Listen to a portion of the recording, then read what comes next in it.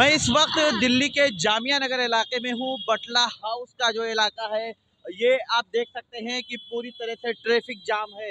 यहाँ पर लोग घंटों परेशान रहते हैं। और अगर स्कूलों की बात की जाए तो स्कूल के बच्चे जब छुट्टियों से आते हैं तो इसमें घंटों फंसे रहते हैं। अभी आप खुद देख सकते हैं, अपने सहयोगी से मैं कहूँगा, साथी से कहूँगा कि इस तरफ की जो परेशानियाँ हैं, ये ट्रैफिक जो है ये दिखाएं कि किस तरह से लोग इस तरह से यहाँ ट्रैफिक का सामना करते हैं। हमारे साथ यहाँ पर कुछ लोग मौजूद हैं, हम उनसे भी बात करेंगे। लेकिन ये बटला हाउस और पूरे ओखला के इलाके को अगर देखा जाए तो इस तरह की परेशानियां हमेशा होती रहती हैं। और इन पर इलेक्शन के दौरान इस पर बातें भी होती हैं, लेकिन उसके बाद फिर ये परेशानियां वैसी की वैसी बनी रह जाती हैं। इलेक्शन के बाद नेताओं को या लीडरान को जो नुमाइंदे होते हैं चुनकर आते हैं, वो फिर इसको ध्यान नहीं देते हैं और ये हमेशा इस तरह की परेशानियां देखी जाती हैं। आइए आप इधर आइए आप जी, किस तरह की परेशानियों का सामना कर रही हैं आप? बहुत ज्यादा भीड़ रहती है, ट्रैफिक जाम रहता है। 1 घंटा पहले निकलना पड़ता है, कहीं पर जाओ तो 1 घंटा पहले निकलना पड़ता है हमको। और बहुत ज्यादा परेशानी होती है और स्कूल के बच्चे समय पे नहीं पहुंच पाते घर पे, परेशानी होती है। आप किस इलाके में रहती हैं, कहाँ पे रहती हैं? बटला हाउस, बटला हाउस ही में रहती हैं। तो इस तरह की परेशानियां आप कब से देख रही हैं और बटला हाउस में कब से हैं आप? काफी टाइम से है जी जी। ठीक है, थैंक यू। तो इस तरह की परेशानियां जो हैं, ये लोग कह रहे हैं कि परेशानियां हैं। और ये खुद बता रही थी कि बच्चों को स्कूल से आने में बहुत देर, 1-1 घंटा का इंतजार करना पड़ता है। ये परेशानियां हैं, ओखला के लोगों को इस पर ध्यान देना पड़ेगा और ध्यान देने वाली बात है। लेकिन कौन इन परेशानियों को, इन मसाइल का हल कौन करेगा, इस तरह की परेशानियों से निजात कौन दिलाएगा? हर इलेक्शन में इस पर बात तो जरूर की जाती है, लेकिन वो सिर्फ इलेक्शन का मुद्दा रहता है और लोगों की परेशानियां वैसी की वैसी बनी रहती हैं। बहरहाल हम कुछ और लोगों से बात करने की कोशिश करेंगे और उनसे समझने की कोशिश करेंगे। अभी ये जो परेशानियां जिनको मैं बता रहा था, जिनका जिक्र कर रहा था, इसी परेशानियों से जूझने वाले और ट्रैफिक खुलवाने वाले एक साथी हमारे साथ हैं, हम बात करेंगे। इधर घूम जाइए आप। क्या कैसे क्या आपको कितना सपोर्ट मिलता है लोगों का? लोगों का इस टाइम बहुत सपोर्ट मिल रहा है। पहले लोग जो है रॉन्ग ज्यादा चल रहे थे, अब रॉन्ग जो है अमानत भाई ने जो है कुछ लोग लगा रखे हैं, तो जिसकी वजह से जाम अब कम हो रहा है।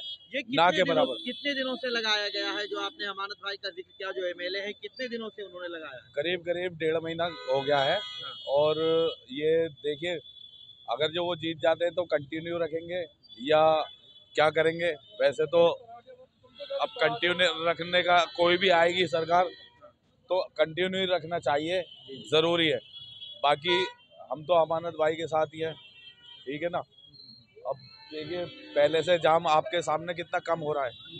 जब नहीं, अभी तो ये ट्रैफिक जो हम देख रहे हैं तो बहुत बुरा हाल है। बहुत ये चलता हुआ जाम है, ये कोई जाम इतना बड़ा नहीं है। अब पहले जो है एक ही जगह पे बिल्कुल जाम रुक जाता था, अब वो रुक नहीं रहा है, अब चलता हुआ है, निकलता रहता है और पहले जैसा जाम नहीं है। यानी पहले से आप लोगों को राहत मिलती हुई दिख रही है। बिल्कुल बिल्कुल। लेकिन ये जो आप बता रहे हैं कि एमएलए साहब की तरफ से आप लोग लगाए गए हैं, तो कितने लोग हैं इस तरह के जो काम कर रहे हैं? 12 जने हैं, 12 से 13 जने हैं। हाँ। जो कि 5 पॉइंट हैं, 5 पॉइंटों पे लगे हुए हैं लड़के। अच्छा, कहाँ कहाँ पे लगे हुए हैं? एक लोहिया द्वार प्राइमरी स्कूल के सामने, जी। दूसरा ये प्रधान चौक है। हाँ। और तीसरा ये बटला हाउस बस स्टैंड। हाँ। और फिर कब्रिस्तान का ये वाला चौक। और 5वां पॉइंट जो है वो आपका जाता है बटला हाउस चौक के ऊपर। ये 5 पॉइंट है, 5 पॉइंटों पे बंदे लगे हुए हैं। और देखिए आपके सामने है, पहले से जो है राहत है। हाँ, नहीं बिल्कुल, आप लोग हैं लगे हुए हैं, लेकिन ये है कि यहाँ का मुस्तकिल हल क्या है? क्योंकि परमानेंट सॉल्यूशन कोई नहीं निकल पा रहा है। आप उनके साथी हैं एमएलए साहब के, तो इस तरह की परेशानियां क्यों नहीं खत्म हो पा रही हैं बटला हाउस जैसे इलाके? देखिए, एक तो ये रॉन्ग चलने वाले जो है ना, इनकी वजह से जाम होता है सबसे ज़्यादा। और ये जो ग्रामीण और ये रिक्शे जो है ना, रिक्शे बिना नंबर के जो बहुत ज़्यादा चल रहे हैं, ये यहीं के नहीं है। सिर्फ ये जैतपुर, गड्ढा कॉलोनी और मदनपुर खादर, वहाँ तक के रिक्शे यहाँ पे आके चल रहे हैं और बिना नंबर के रिक्शे चल रहे हैं। पुलिस को चाहिए कि ये जो है रिक्शे सारे बिना नंबर वाले तो खास तौर से बंद करे जाए और बिल्कुल ना छोड़ा जाए, किसी कीमत पे भी नहीं छोड़ा जाए। और पैसे लेके अगर जो छोड़ दिया जाता है तो वो बहुत गलत होता है। भाई आप मेहनत भी कर रहे हो ना, लेके नहीं, क्या नाम है, ये तो पैसा बनाने वाली बात हो जाती है कि जी पैसा लेके छोड़ दिया जाता है उनको, वो गलत है। बिल्कुल सील कर दिया जाए जो बिना नंबर के रिक्शे, और फिर ये जो बच्चे रिक्शा चला रहे हैं इन पे रोक लगाई जाए, बच्चे भी रिक्शे चला रहे हैं। तो ये हैं अमानतुल्लाह खान साहब के साथी हैं और उनकी टीम में काम कर रहे हैं, यहाँ पर लोगों को परेशानियों से नजात दिलाने की बात कर रहे हैं। लेकिन कुछ और लोग जो आ रहे हैं, हम उनसे भी बात करने की कोशिश करेंगे और समझने की कोशिश करेंगे कि इस तरह की जो परेशानियां हैं, इन परेशानियों का हल कैसे निकलेगा। लेकिन एक बड़ी बात यह है कि अगर ओखला इलाके में एमएलए साहब की तरफ से 12 लोगों को लगाया गया है, जो 12 लोग ये परेशानियां और ट्रैफिक जाम खुलवाने की कोशिश करते हैं, लेकिन ये एक बड़ा मसला है और इसका मुस्तकिल हल निकालना होगा। और ख़ास तौर पर जो एमएलए हैं या यहाँ के काउंसलर हैं या जो भी नुमाइंदे हैं वो जीत कर आते हैं। जी क्या कहना चाह रहे हैं? जी मैं कहना चाहता हूँ कि यहाँ पे लाइट का इंतजाम होना चाहिए, लाइट लगनी चाहिए और प्रॉपर दिल्ली पुलिस के, ट्रैफिक पुलिस के लोग खड़े होने चाहिए जी, जो कि गलत चलने वालों के लिए गलत भी रहें और सही चलने वालों को सराहना करें। जी ठीक है। तो ये कह रहे हैं कि यहाँ पर लाइट लगनी चाहिए। अब लाइट कौन लगवाएगा, ये किसकी जिम्मेदारी है? ये यहाँ के एमएलए की जिम्मेदारी होगी, यहाँ के काउंसलर की जिम्मेदारी होगी, क्योंकि जनता उनको जिताकर भेज देती है और इसीलिए जिताती है, वोट देती है कि जब वो जीत कर जाएंगे, हाउस में जाएंगे तो हमारी परेशानियों को हल करेंगे। लेकिन जब यही नुमाइंदे जीत कर जाते हैं तो जनता की परेशानियों को भूल जाते हैं।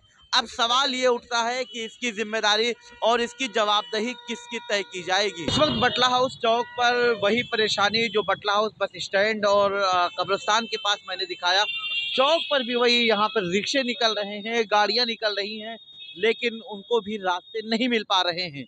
अब ये परेशानियां किसके लिए हैं और इनका जिम्मेदार कौन है? यहाँ पर एक साथी और हैं, आइए हम आपसे बात करते हैं। क्या यहाँ पर परेशानियां, पहले तो आप कहाँ रहते हैं और किन परेशानियों का सामना कर रहे हैं वो बताएं। मैं बटला हाउस में ही रहता हूँ। सबसे बड़ी परेशानी यहाँ पर ट्रैफिक की। एक परेशानी और थी बटला हाउस की, गलियों की, सड़क की। थोड़ा सा भी पानी पड़े, थोड़ी सी भी बारिश पड़े तो पूरा बटला हाउस ऐसा हो जाता था जैसे नाले। लेकिन वो परेशानी थोड़ी दूर हुई है, सुधार हुआ है।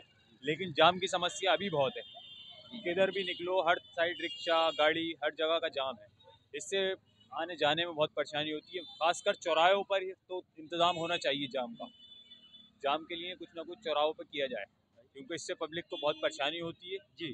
और बाकी बटला हाउस में थोड़ी सी पानी की भी समस्या है।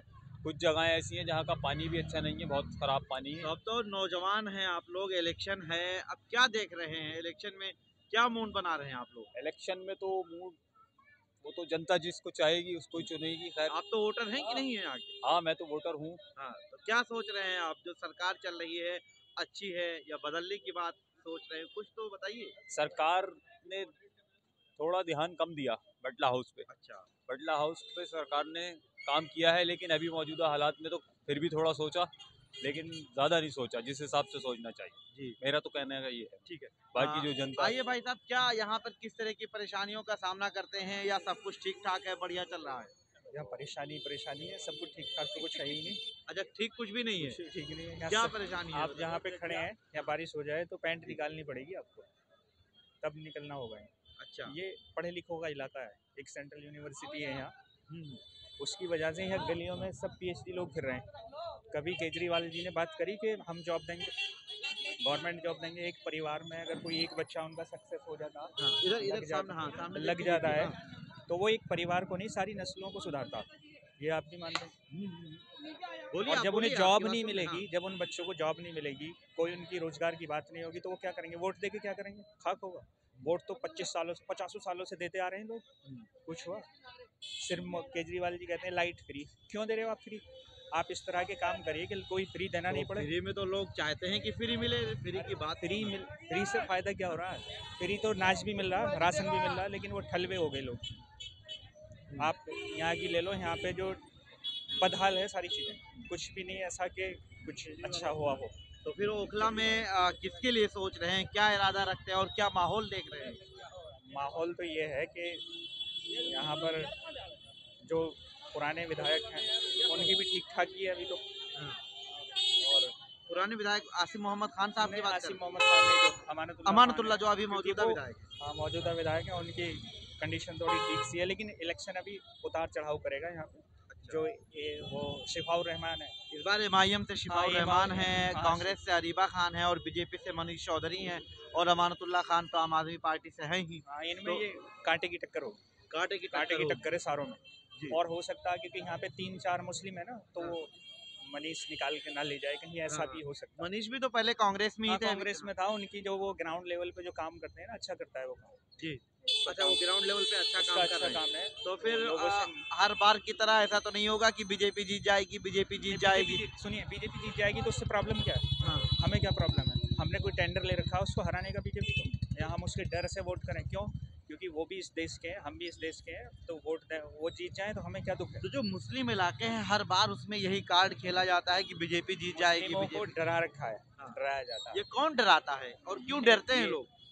जब एक आदमी में आप यहाँ पे हैं, यहाँ से लिपटम टिपटा हो जाए तो डर ही जाएंगे आप। तो इस तरह की है कि बीजेपी से अगर डर के वोट करेंगे तो कभी भी मुसलमानों का जो है ना भला नहीं हो सकता, कभी भी नहीं हो सकता। हमें डरना ही नहीं है उनसे, उनसे डरना क्या है? वो भी एक पार्टी है यहाँ, और कांग्रेस ने कौन सा अच्छा करा? वो 70 सालों से वो यहाँ पे थे, वो क्या कर रहे थे? कुछ भी नहीं किया उन्होंने। रोजगार की बात कौन सा करता है ये बता दो बस। रोजगार की नहीं करते, आए दिन मंदिर मस्जिद खोद रहे हैं, उससे मंदिर मस्जिद से कुछ नहीं होने वाला। आप करिए कि हमें रोजगार कितना दे रहे हैं, होना चाहिए भाई, यही है। बाकी तो देखो यही चलता रहेगा, कुछ नहीं होना। उन लोगों को अपना घर भरना है, पैसे कमाने, अपना घर भरना, बस ये है, बाकी कुछ नहीं। तो आपने देखा कि खुलकर बात कर रहे हैं कि बीजेपी का डर हमें कब तक दिखाया जाएगा, बीजेपी के डर के और खौफ की बात करके हमें कब तक इन गलियों को नहीं ठीक किया जाएगा, कब तक हमारी परेशानियों पर ध्यान नहीं दिया जाएगा और कब तक ऐसे इलाकों में हम रहते रहेंगे, ये एक बुनियादी सवाल यहाँ पर देखने को मिला। आप जी। देखें, बीजेपी के डर से जितने इन 10 सालों में मुस्लिम बच्चे एजुकेटेड हुए ना उससे पहले हुए और ना होंगे। मुस्लिमों ने न जाने कितनी बच्चियां जज बन रही हैं, टीचर्स बन रहे हैं, पीसीएस क्लियर कर रहे हैं, आईएएस क्लियर कर रहे हैं, डॉक्टर बन रहे हैं, वो बीजेपी के ही कार्यकाल में हुए। मैं बीजेपी का सपोर्टर बिल्कुल नहीं हूँ, एक बार भी वोट नहीं दिया, लेकिन डर के अगर रहेंगे तो कुछ नहीं हो पाएगा। आप आँख से आँख मिलाइए, उनसे अपना राइट मांगिए, तभी तो कुछ होगा। राइट मांगने के लिए बात अगर होती है तो हम सोचते हैं कि भाई तो राइट तो दे रहे हैं, कहाँ राइट छीन रहे हैं वो? वो राइट नहीं, उनसे मांगने पड़ेंगे जो राइट मिले में कॉन्स्टिट्यूशन में कोई हक, 3 ट्रिपल तलाक, ये वो सब एक डर है। कुछ नहीं होना इनसे, हमें सिर्फ मांगना चाहिए, उनसे आंख मिलाइए, हमें रोजगार दो। और जब अब बिहार में देखिए वहाँ पे इतनी वैकेंसी तो आई, हम सबके नेता जो होते हैं वो नहीं मांगते हैं, वो अपना अधिकार वो अपनी पार्टी के हिसाब से यही तो चलते कह रहे हैं हम, यही तो कह रहे हैं, ये बोलते क्यों नहीं वहाँ जाके ये डर क्यों जाते हैं?